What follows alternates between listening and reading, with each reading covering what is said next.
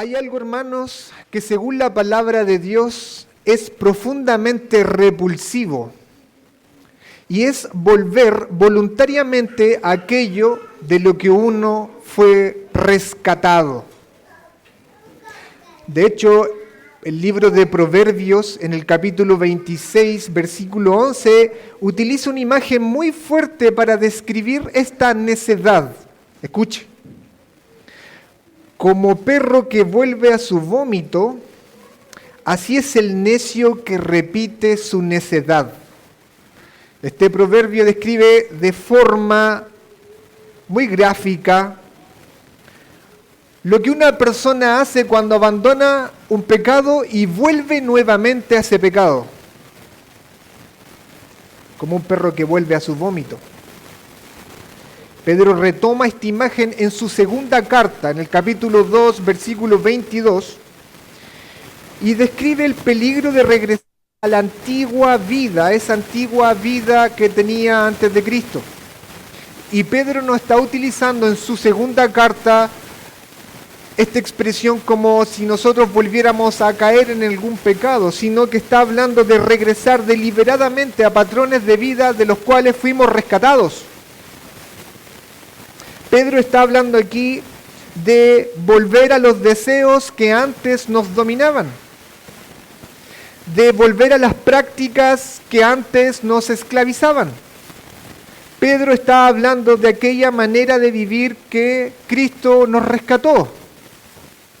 Así que Pedro, en su primera carta, quiere evitar este peligro y ya ha comenzado desde el versículo 14 a advertirnos a no regresar hacia atrás, sino de vivir vidas nuevas en la presencia de Dios. Hermanos, fuimos redimidos, hemos sido adoptados, hemos sido santificados. No podemos volver a esas viejas costumbres, a esos viejos pecados de los cuales Cristo nos redimió. El creyente redimido no puede regresar a su antigua vida. El creyente redimido debe vivir una vida nueva en la presencia de su Dios. Así que Pedro, en este pasaje que el hermano Emanuel nos acaba de leer, nos va a exhortar lo siguiente. Escuche, esta es lo central del pasaje. Iglesia de Cristo, vive toda tu peregrinación con temor reverente delante de tu Padre y Juez, recordando que te redimió a un precio infinitamente alto, la sangre preciosa de Cristo. Esta es la exhortación central. Vive, iglesia, vive toda tu peregrinación con temor reverente delante de tu Padre y Juez, recordando que te redimió a un precio infinitamente alto, la sangre preciosa de Cristo. Y como se adelantaba el día de ayer, este sermón lleva por título Peregrinando con temor reverente. Peregrinando con temor reverente. Y los niños van a dibujar a ellos postrados, arrodillados delante de Jesucristo. Ellos se van a dibujar a sí mismos, arrodillados delante del Señor Jesucristo. Y al texto le vamos a hacer una pregunta. ¿Por qué debemos vivir con temor reverente de Dios durante nuestra peregrinación? ¿Por qué? Y Pedro nos va a dar 3 puntos. Nuestros 3 encabezados de este sermón. Creo que están apareciendo por atrás. El primero, porque nuestro Padre es un juez imparcial. Y eso lo vamos a ver en el versículo 17. El segundo, porque fuimos redimidos por la sangre preciosa de Cristo. Y eso lo vamos a ver en los versículos 18 y 19. Y el último encabezado es porque nuestra fe y esperanza descansan en Cristo. Y lo vamos a ver en los versículos 20 al 21. Así que, hermanos, abramos nuestros corazones, abramos nuestro entendimiento a lo que el Señor hoy nos tiene que decir. ¿Por qué debemos vivir con temor reverente? Con temor reverente de Dios durante nuestra peregrinación, porque nuestro Padre es un juez imparcial. Lea conmigo, por favor, en sus Biblias el versículo 17. Versículo 17. Si invocáis como Padre a aquel que imparcialmente juzga según la obra de cada uno, ponga atención, conducíos en temor durante el tiempo de vuestra peregrinación. Y para entender lo que Pedro nos está diciendo, es necesario nuevamente ver el flujo de ideas que ha venido desarrollando a partir del versículo 13. Recuerde que estamos en la sección central de la carta. Y desde el versículo 13 al capítulo 2, versículo 10, el apóstol Pedro, dijimos la semana pasada, que estaba invitando a los creyentes a vivir de una manera digna de la gracia que han recibido. Así que en el versículo 13 nos invitó a poner toda nuestra esperanza en Cristo, en su segunda venida. Luego en el versículo 14 nos dice, hermanos, no os conforméis a los deseos que antes teníais, sino, versículo 15 y 16, sed santos, como su Dios es santo. Y ahora agrega, versículo 17, conducíos en temor. Así es la forma en que debemos vivir. Y algo importante, hermanos, un paréntesis, antes de profundizar en estos versículos, estas verdades que Pedro está desarrollando están profundamente entrelazadas las unas de las otras. Poner nuestra esperanza completamente en la gracia que Cristo traerá está profundamente relacionado con ser santos. Y ser santos está profundamente relacionado con vivir en temor. Verdades profundamente entrelazadas. Así que, hermanos, la primera razón para conducirse con temor se encuentra en el versículo 17. Y ahí lea muy bien que Pedro presupone que sus lectores son creyentes. Él dice, invocan, ¿se dan cuenta? Lean sus Biblias, invocan. O lo mismo, apelan, se dirigen, se acercan personalmente a Dios como Padre. Hermanos, sabemos que nuestra redención nos ha colocado en una especie de relación de padre e hijo con nuestro Dios. ¡Qué privilegio! ¡Qué enorme privilegio! Tenemos una relación con Dios de padre e hijo. Hermoso. Pero dice el texto, por favor, en sus Biblias, este padre continúa ejerciendo continuamente un juicio justo. Este padre continúa ejerciendo un juicio justo. ¿Por qué digo esto? Fíjense lo que dice Pedro en el texto. Imparcialmente juzga según la obra de cada uno. ¿Se dan cuenta lo que está diciendo aquí el apóstol Pedro, hermanos? Dios es vuestro Padre. Sí, pero también es el juez de toda la tierra. Es vuestro Padre, sí, pero también es el juez de toda la tierra. Lean en sus Biblias, Él hace un juicio imparcial.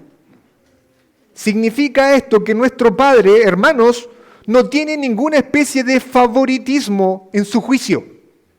No es como los jueces de los hombres. De hecho, la expresión Reina Valera me gusta mucho. ¿Quién tiene Reina Valera?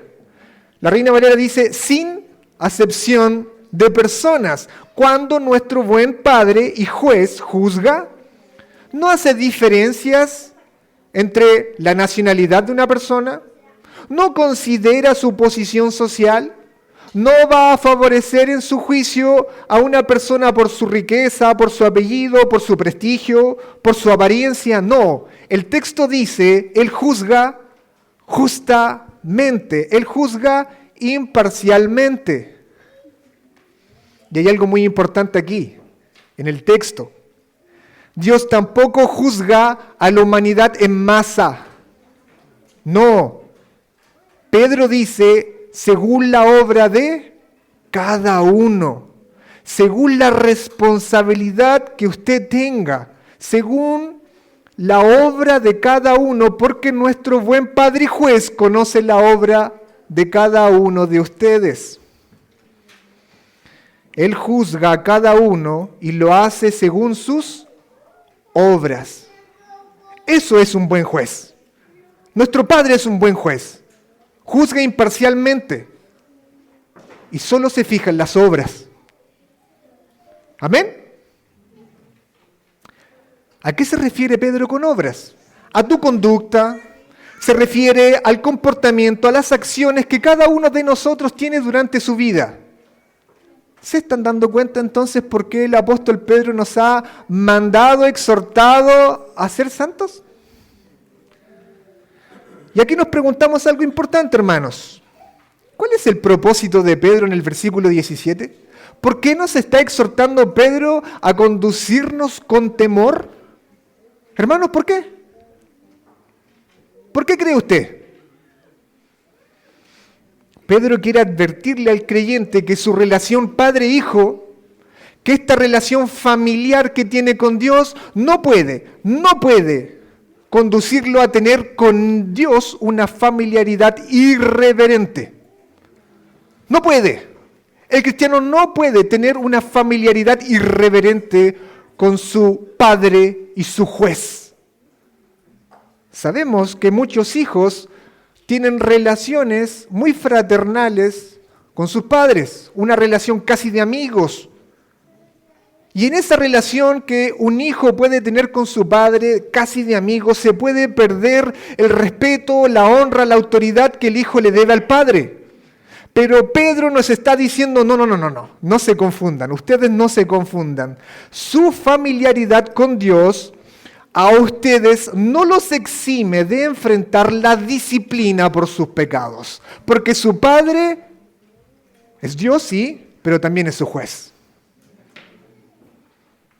Los creyentes no pueden utilizar su familiaridad con Dios para tomar a la ligera sus pecados. No podemos. Porque nuestro Dios es Padre, sí, pero el juez de toda la tierra. Y sabemos que el juez de toda la tierra no pasa por alto los pecados. ¿Me están siguiendo? Y en la Biblia, hermanos, hay un ejemplo muy claro de un hijo que tuvo una familiaridad totalmente irreverente con su Padre Dios. ¿Quién es? Hay hartos ejemplos. El pueblo de Israel, hermanos. El pueblo de Israel, el ejemplo más claro de esto. El pueblo de Israel era tan conocido por Dios y ellos lo conocían de forma tan íntima. Pero muchas veces esta familiaridad que el pueblo de Israel tuvo con Dios los llevó a tomar esta relación demasiado a la ligera. Cuando leemos el Antiguo Testamento nos damos cuenta que Dios se dio a conocer a Israel de una forma sobrenatural incomparablemente. Los sacó de Egipto con una mano poderosa. Abrió el mar delante de ellos, los condujo en el desierto. Hizo un pacto con ellos en el Sinaí. Habitó en medio de ellos en un tabernáculo. Les dio su ley. Y los llamaba repetidamente mi pueblo. De hecho, en Éxodo 4:22, Dios dice algo importante. Israel, mi hijo, mi primogénito. Israel era el único pueblo del mundo que podía decir, mira, el único Dios que existe es mi Dios. Me rescató y Él habita en medio de mí. No había ningún otro pueblo en el mundo que pudiera decir eso. Pero hermanos, esta familiaridad con las bendiciones de Dios llevó a Israel a tener irreverencia a la presencia de Dios. Llevó a Israel a tener corazones irreverentes. Este mismo pueblo que había sido rescatado de Egipto estaba construyendo un becerro de oro a los pies del monte Sinaí. El mismo pueblo que había experimentado la presencia de Dios estaba murmurando. Estaba murmurando en el desierto en Números 14. El mismo pueblo que había recibido la ley, la preciosa y santa ley de Dios, se estaba ahora conformando no a esa ley, sino a los pueblos que le rodeaban. Hermanos, aquí el problema es claro, no era falta de conocimiento de Dios. El problema es claro, era que habían dejado de considerar a ese Dios como Padre y como juez. Ese era el problema. El problema es que este pueblo, este hijo, comenzó a trivializar su relación con Dios. El problema fue que olvidaron que su padre era el juez de toda la tierra y que él era santo y justo y no iba a pasar por alto los pecados, sobre todo los de su hijo. Ese será el problema. El Señor en Malaquías 1, versículo 6, fíjese lo que dice. Malaquías 1, versículo 6. El hijo honra a su padre y el siervo a su señor. Pues si yo soy padre, ¿dónde está mi honor? Y si yo soy señor, ¿dónde está mi temor? Hermanos, tremenda acusación, penetrante acusación que hace el Señor a su pueblo, a su hijo. Dios no le está diciendo, miren, ustedes no me conocen, no, ustedes me conocen, saben quién soy yo. Me están tratando sin honra. Si soy padre, no tengo honra de padre. Si soy señor, no tengo honra de parte de ustedes como Señor. Este pueblo había dejado de contemplar a Dios con asombro. Estaban tratando sus mandamientos como si fuesen cualquier tipo de mandamiento y no los mandamientos de su Dios santo. Veían el pecado como algo bajo, como pequeños errores, y no veían su propio pecado como una afrenta terrible a la gloria de su Dios y Padre y Juez. Se habían acostumbrado tanto a Dios que dejaron de temerle reverentemente. De hecho, este pueblo creía que por ser hijos escogidos podían vivir como querían. Nuestro Dios es el Dios de Israel. Nuestro Dios habita en medio de nosotros, ha hecho pacto con nosotros. Nosotros somos el pueblo de la promesa. Así pensaba Israel. No nos va a castigar por nuestros pecados, su templo está aquí. Pero Jeremías dice, templo de Jehová es este. Ellos creían que porque Dios habitaba en medio de ellos en un templo no los iba a castigar. Pero Dios, a través del profeta Jeremías, les advierte, ustedes no pueden trivializar su pecado. No crean que Dios les va a proteger de las consecuencias de su pecado porque Él habita en medio de ustedes. Al contrario. Estaban tan acostumbrados de lo santo que trivializaban lo santo. ¿Y qué ocurrió, hermanos? Una generación completa cayó en el desierto y no entró a la tierra prometida. En el tiempo de los jueces fueron castigados, disciplinados, hasta que su pecado llegó al tope y fueron exiliados en el norte y en el sur. Dios no eximió a su Hijo de las consecuencias de sus pecados. Era su Padre, sí, pero era un juez justo y santo. Su relación con Dios, esta relación padre-hijo, no anulaba su requerimiento de santidad. Su relación como hijos de Dios no los hizo inmunes a la disciplina del Padre. Es por eso, hermanos, que Pedro nos dice de una forma tan fuerte. ¿Qué nos dice Pedro? Conducíos en temor durante el tiempo de vuestra peregrinación, hermanos míos, amados, hijos de Dios. Conducíos en temor todo el tiempo de su peregrinación. Fíjense, por favor, Pedro nos está diciendo aquí, mire, saquen algunas cosas, no, dice conducíos. Pedro está hablando de una forma de vida. ¿Cuál es la forma de vida que nos invita Pedro aquí en el texto? Temor.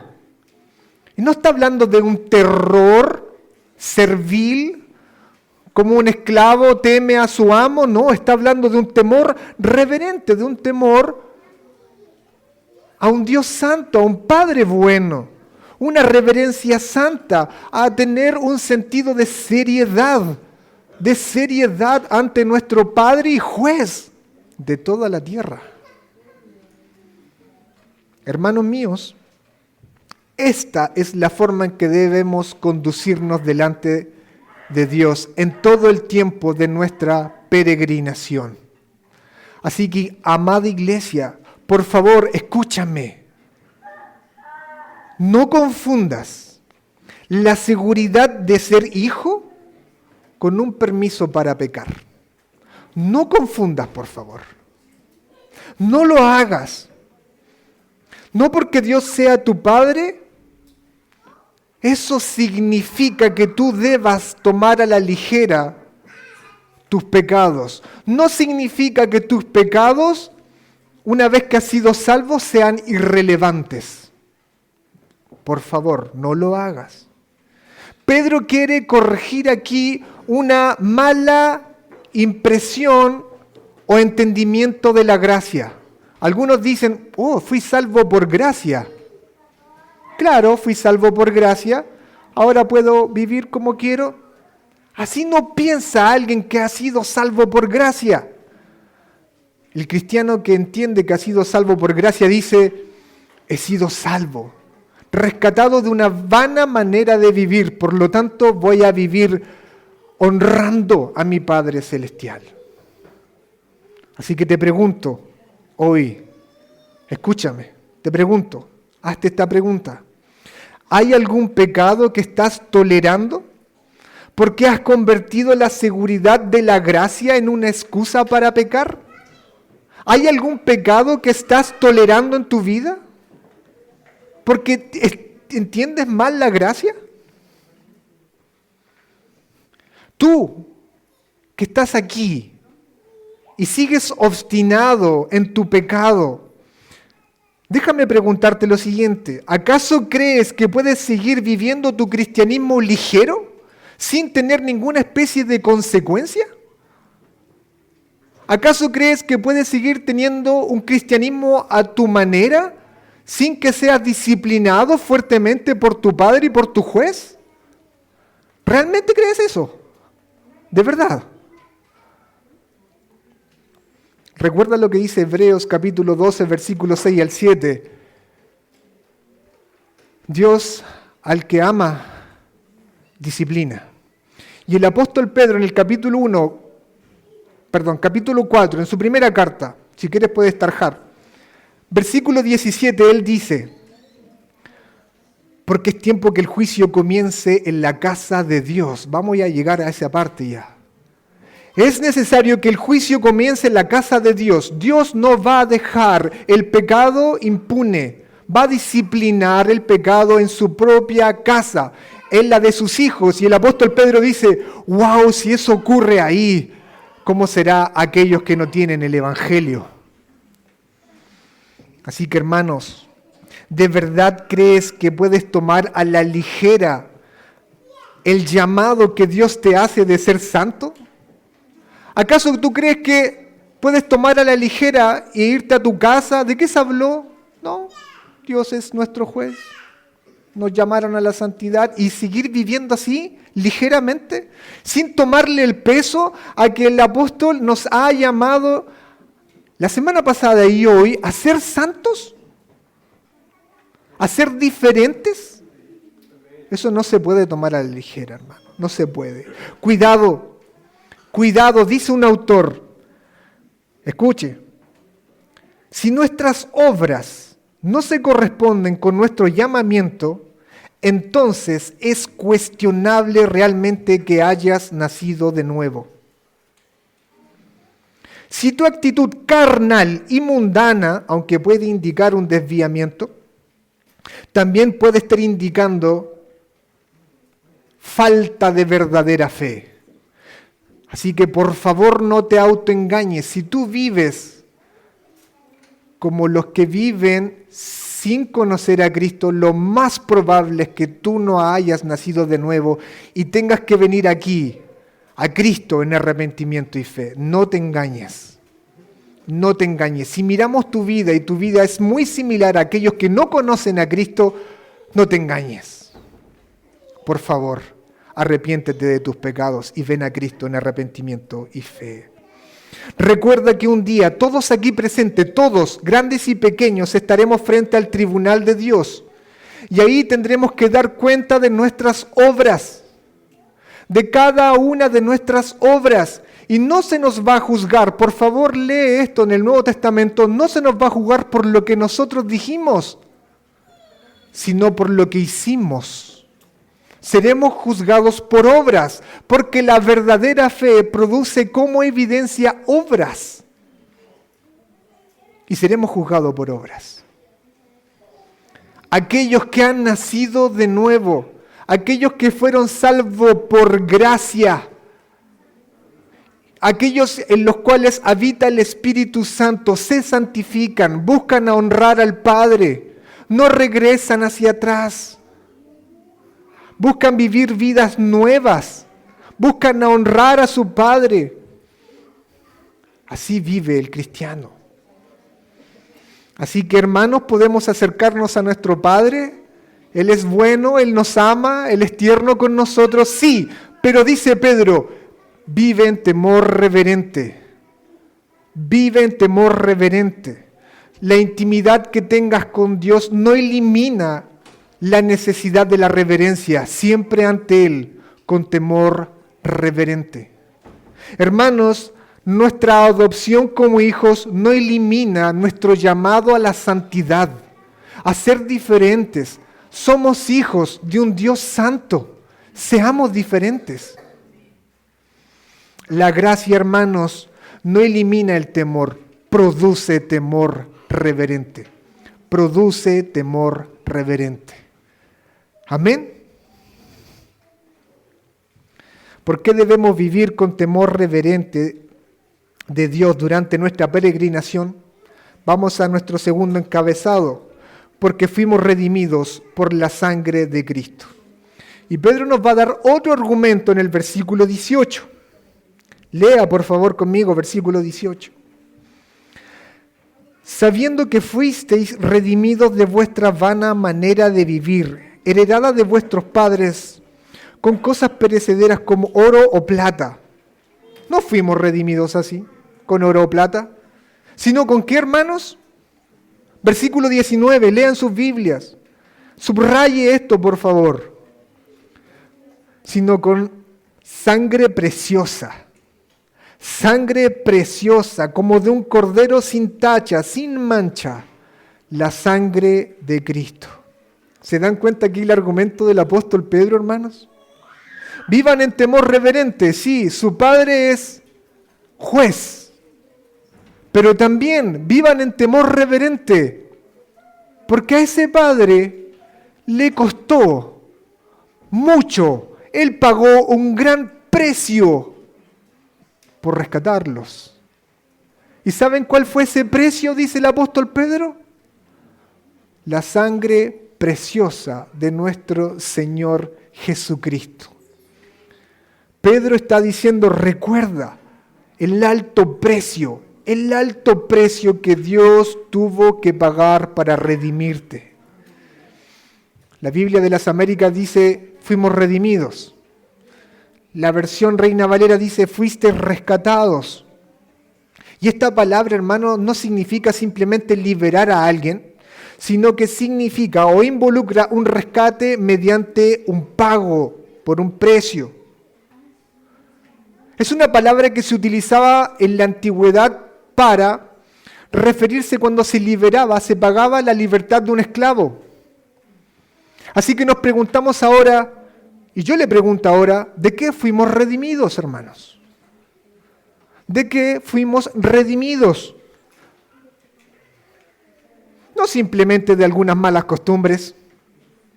No fuimos redimidos simplemente de algunos vicios por aquí y por allá o de determinadas prácticas religiosas.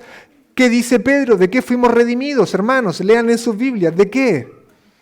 Por favor, que la Escritura hable de nuestra vana manera de vivir. De eso fuimos redimidos. ¿Y qué significa esto? De una vida vacía, de una vida fútil, infructífera, de una vida apartada de Dios, de una vida esclavizada por el pecado.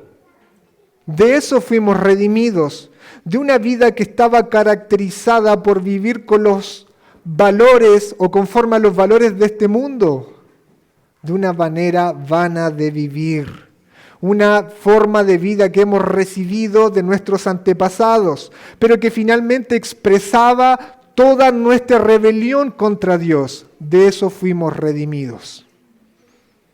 No simplemente de algunas malas costumbres. ¿Quién ha pensado en su vida anterior? Antes nos parecía buena, nos parecía normal, todos vivíamos así. Pero cuando miramos hacia atrás, ¿qué te parece?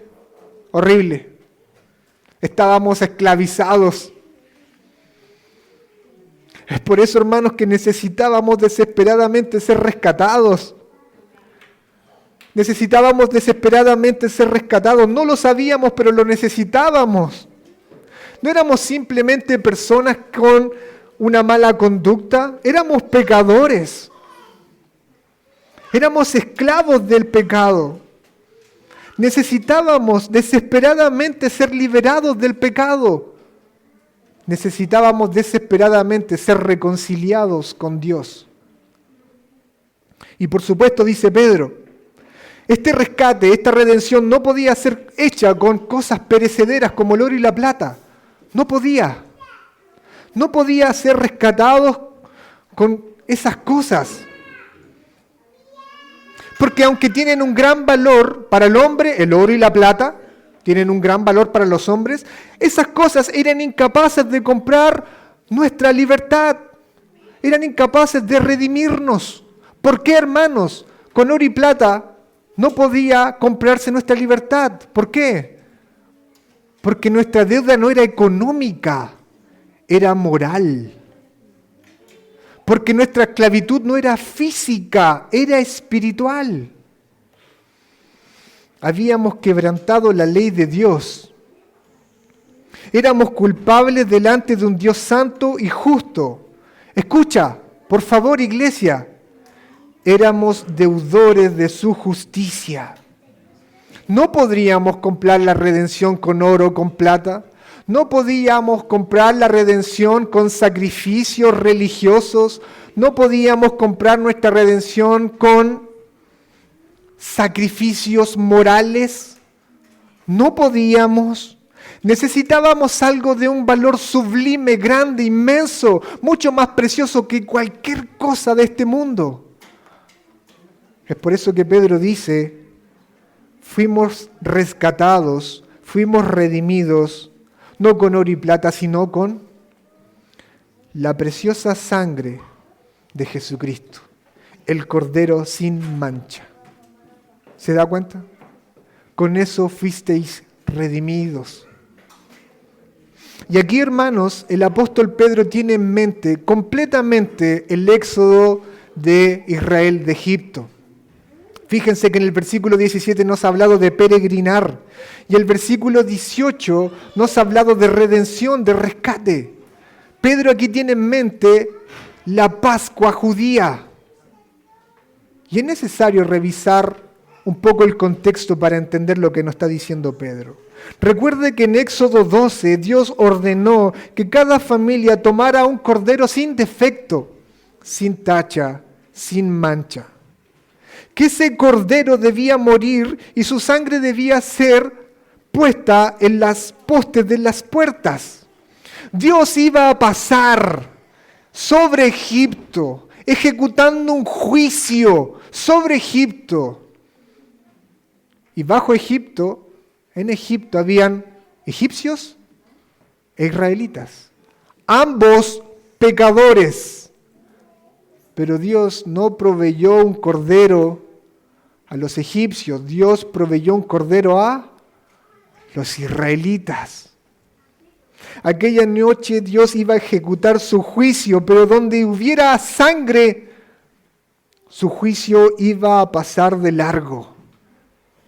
Esa sangre derramada representaba que en aquella casa había muerto un sustituto, que alguien había entregado su vida en sustitución del primogénito de Israel.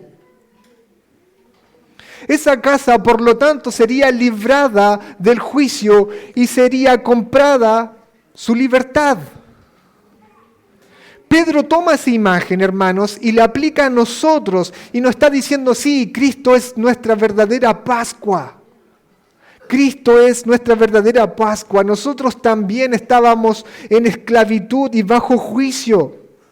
No éramos inocentes, éramos pecadores. Y así como Israel necesitaba un cordero para ser liberado, así nosotros necesitábamos un cordero para ser libres y redimidos. Pero Dios no proveyó un cordero, hermanos. Dios proveyó un cordero sin tacha, sin mancha. Alguien de sublime valor envió a su Hijo a morir por nuestros pecados. El santo, el perfecto, el sin defecto, el justo. La segunda persona de la Trinidad vino a morir por nuestros pecados. Así como el cordero en aquella noche de la Pascua entregó su vida, fue sacrificado por el primogénito de Israel, así Cristo nos salvó del juicio, hermanos. Nos redimió de la esclavitud, una esclavitud mucho peor que estar bajo la esclavitud egipcia. Nos liberó de la esclavitud de una vana manera de vivir. De eso nos liberó el Señor. Por eso Pedro, más adelante en el capítulo 2, versículo 24, si usted puede buscar en sus Biblias, Pedro va a decir, y él mismo llevó nuestros pecados en su cuerpo sobre la cruz. Cristo, nuestro Señor Jesucristo llevó nuestros pecados en su cuerpo sobre la cruz. Y en el capítulo 3, versículo 18 dice, escucha, porque también Cristo murió por los pecadores una sola vez, el justo por los injustos. Cristo tomó el lugar de nosotros. Cristo entregó su vida por nuestros pecados. Él ocupó nuestro lugar. El justo por los injustos. Hermanos, por favor, escúchame. No fuiste comprado con oro. No fuiste rescatado por plata. No fuiste redimido con piedras preciosas. Fuiste rescatado por la sangre preciosa de nuestro Señor Jesucristo. ¿Logras, por favor, tomar el peso de esto? ¿Logras entender a cabalidad esto? ¿Logras tomar el peso de tu salvación? Por favor. No podemos escuchar esto y continuar igual, no podemos.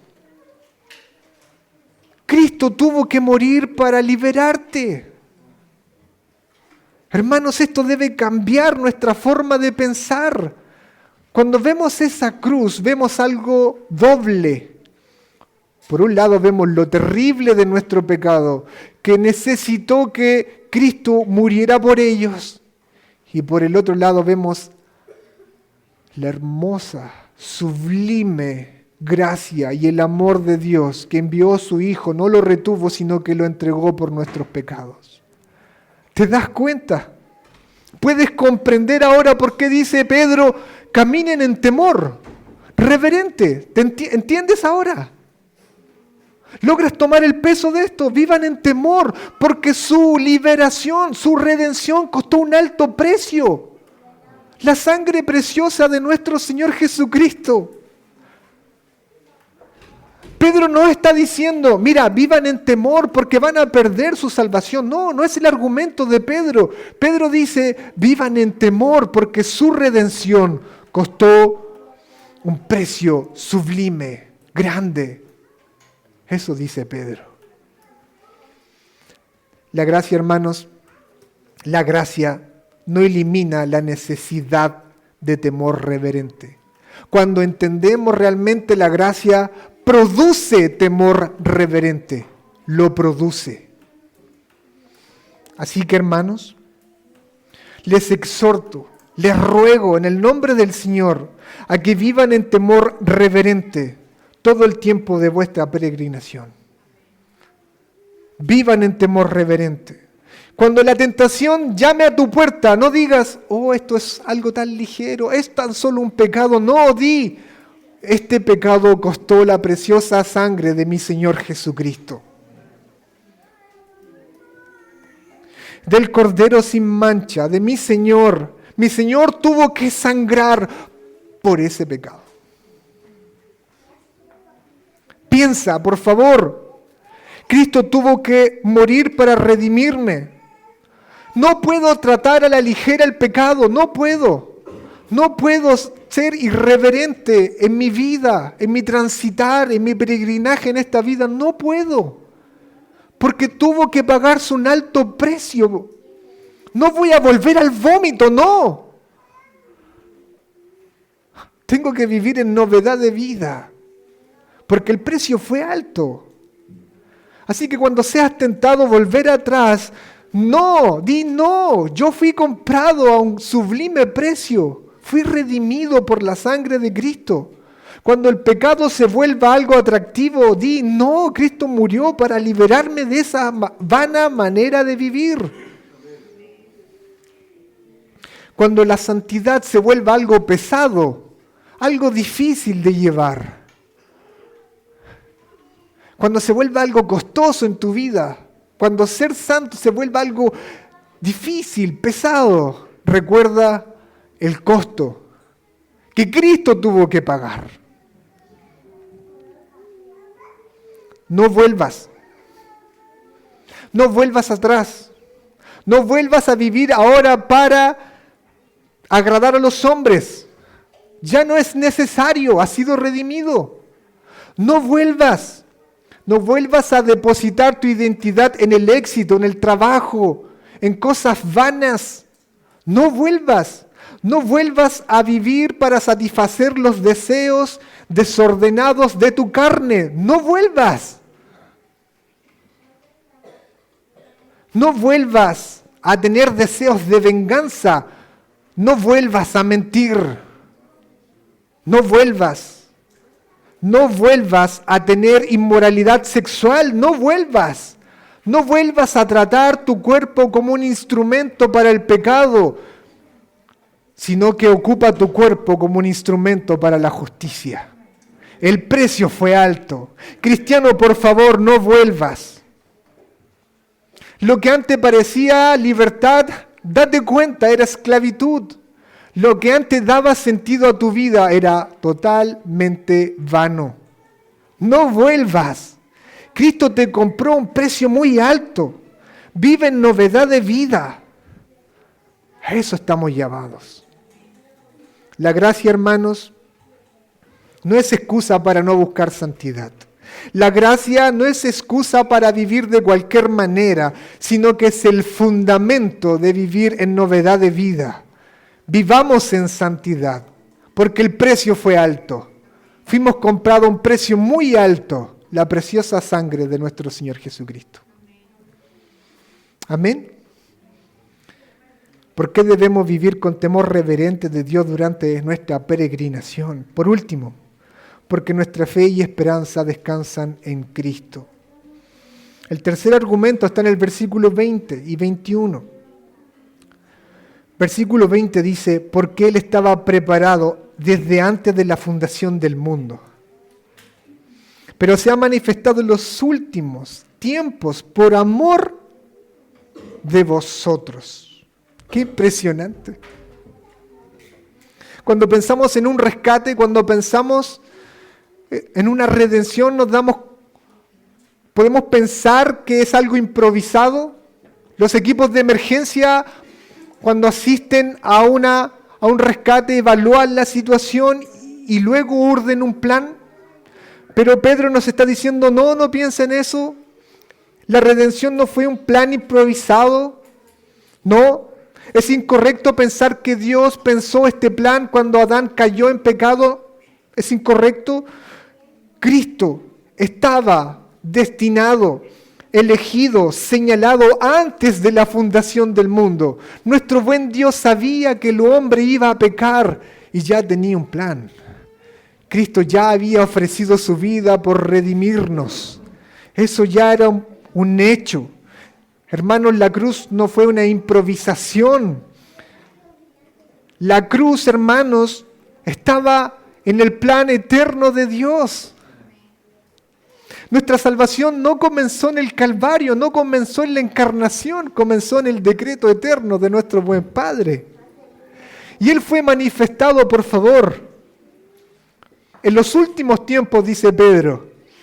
¿Por qué? ¿Qué dice el versículo? ¿Por qué? Por amor a vosotros. Por amor a vosotros. ¿Te das cuenta la declaración tan impresionante que es esta? Antes de la fundación del mundo, el Cordero ya estaba señalado. Antes estaba ya señalado. Él tenía que entregar su vida para pagar por nuestros pecados. Y todo esto era parte de un plan que se originaba en el corazón de Dios por amor a vosotros. Que eras indigno, yo era indigno. Pero Dios nos amaba y ya tenía el Cordero preparado antes de la fundación del mundo. Éramos idólatras, pero el Señor nos amaba.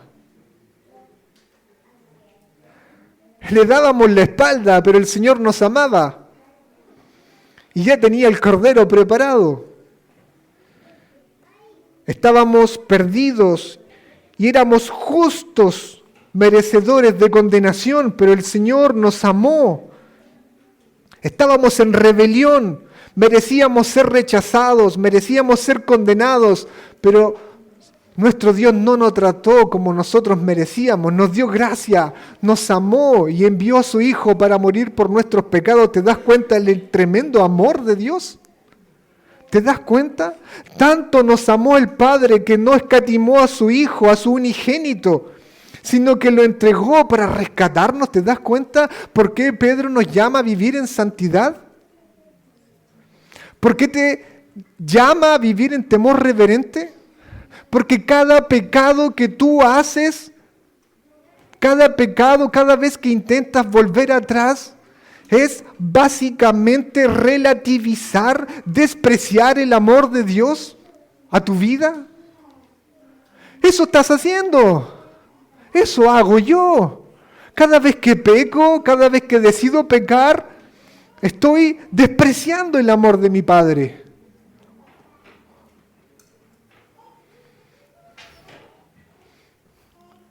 Vivamos en temor. Vivamos. Busquemos santidad. Versículo 21. Que por medio de Él sois creyentes en Dios, que le resucitó de entre los muertos y le dio gloria, de manera que vuestra fe y vuestra esperanza sean en Dios. Cristo es el mediador de nuestra fe. Cristo es el camino. Cristo es el camino, la verdad y la vida. Pablo le dice a Timoteo, hay solo un Dios y solo un mediador. Y Dios resucitó y glorificó a Jesucristo. ¿Para qué? ¿Para qué, hermanos? Para que vuestra esperanza y vuestra fe estén puestas en Dios. Y no esté puesta en tu forma de vivir anterior, en las cosas vanas, sino que sea puesta en Dios. Cristo murió, Cristo resucitó y Cristo fue glorificado para que nosotros camináramos cerca de Dios, en temor reverente. ¿Te das cuenta? Para que nuestra confianza y fe estén puestas en sus promesas y no en lo vano. Para eso Cristo resucitó, para eso Cristo fue glorificado, para que nosotros estuviéramos cerca de Él. ¿Te das cuenta por qué el temor reverente? Una persona que tiene su esperanza y su fe puesta en Dios camina en temor reverente. Y el temor reverente le hace tener esperanza y fe en Dios. Una persona que tiene su esperanza en las cosas vanas de este mundo camina de forma descuidada, liviana, sin buscar santidad, con una imagen alterada de Dios, lejos de Dios, sin temor a Dios, porque su esperanza no está en Dios, sino en los ídolos. Así que termino con esto, hermanos. ¿Cómo se ve? ¿Cómo se ve una persona que tiene su fe y su esperanza en Dios y camina en temor reverente? ¿Cómo se ve? ¿Cómo se expresa? Obedeciendo. Obedece. Aunque cueste, obedece. A pesar de los resultados, esa persona obedece. No le importa perder cosas de este mundo, le importa obedecer. No le importa aferrarse a esa persona que la lleva a pecar. Le interesa obedecer a Dios. Una persona dice, prefiero obedecer a Dios y perder aquello que desobedecer a Dios y conservarlo. Obedece. Y echa lo que tengas que echar de tu vida. ¿Cómo se ve? ¿Cómo se expresa el temor reverente cuando una persona tiene puesta su fe y su esperanza en Dios? Rechaza el pecado. Aunque el pecado parezca conveniente, rechaza el pecado. No necesita mentir para proteger su reputación. No necesita sobornar para ganar algo. No necesita hacer trampa. Y eso hablábamos en la mañana con los niños, con los jóvenes. No necesitamos manipular. No necesitamos hacer pecado para asegurar mi futuro. No, porque mi esperanza está puesta en Dios. Y por último, ¿cómo se expresa cuando tengo temor a Dios reverente y mi fe está puesta en Dios? Se expresa cuando persevero en el sufrimiento. Cuando persevero en el sufrimiento. El Cordero fue destinado antes de la fundación del mundo. Irrumpió en la historia, murió por mí, me redimió, resucitó aquel, fue glorificado. Ya no tengo miedo. Aunque la vida se coloque cuesta arriba, ya no temo, sino que persevero, porque sé en quién he creído. Mi futuro está en sus manos. ¿Te fijas cómo se ve una persona que tiene temor reverente y su esperanza en Dios? Mi futuro está en sus manos. Ya no temo, ya no tengo ansiedad y persevero. Concluyo. Iglesia de Cristo, vive toda tu peregrinación con temor reverente delante de tu Padre y tu Juez, recordando que te redimió a un precio infinitamente alto, la sangre preciosa de Cristo. Inclinen sus corazones un momento y oren al Señor.